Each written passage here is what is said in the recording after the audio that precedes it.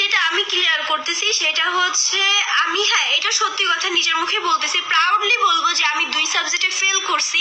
সেটা হচ্ছে ফিজিক্স আর একটা হচ্ছে ম্যাথমেটিক্যাল। আমি মাইক যে লিখি না এমন না, আমি লিখছি আলহামদুলিল্লাহ ভালো লিখছি, বাট আমার কমন পড়ে না ম্যাথগুলা, যার কারণে আমার অনেক কাটাকাটি হয়ে লেখা হয়েছে বিধায় আই থিঙ্ক টিচার যার কাছে আমার খাতা গেছে সে আমার খাতায় দেখে নাই, কজ আমার খাতাতে অনেক কাটাকাটি ছিল।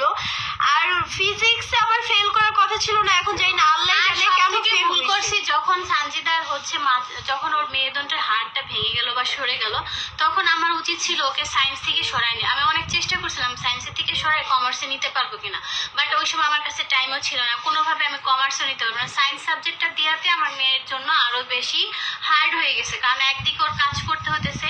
আলহামদুলিল্লাহ দিলে সবার থেকে আমি ভালো রেসপন্স পাচ্ছিলাম, কাজও করতে হচ্ছে, দেন হচ্ছে ওর পড়াশোনাও করতে হয়েছে।